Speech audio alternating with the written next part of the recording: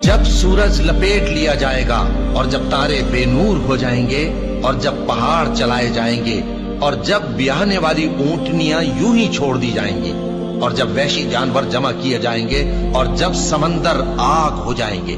और जब रूहें जिस्मों से मिला दी जाएंगी और जब उस बच्ची से जो जिंदा दफना दी गई हो पूछा जाएगा कि वो किस गुनाह के सबब कत्ल कर दी गई और जब आमाल के दफ्तर खोले जाएंगे और जब आसमान की खाल खींच ली जाएगी और जब दोज़ख की आग भड़काई जाएगी और जब बहिश्त करीब लाई जाएगी,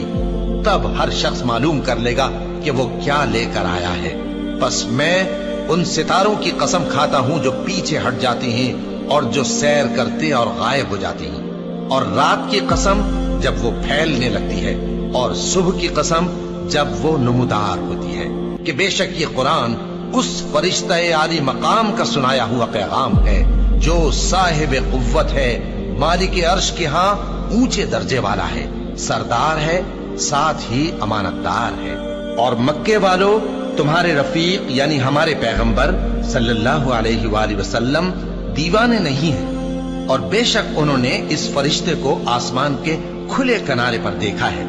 और वो गैब की बातों के जाहिर करने में बखील नहीं, और ये किसी शैतान मरदूद का कलाम नहीं है। फिर तुम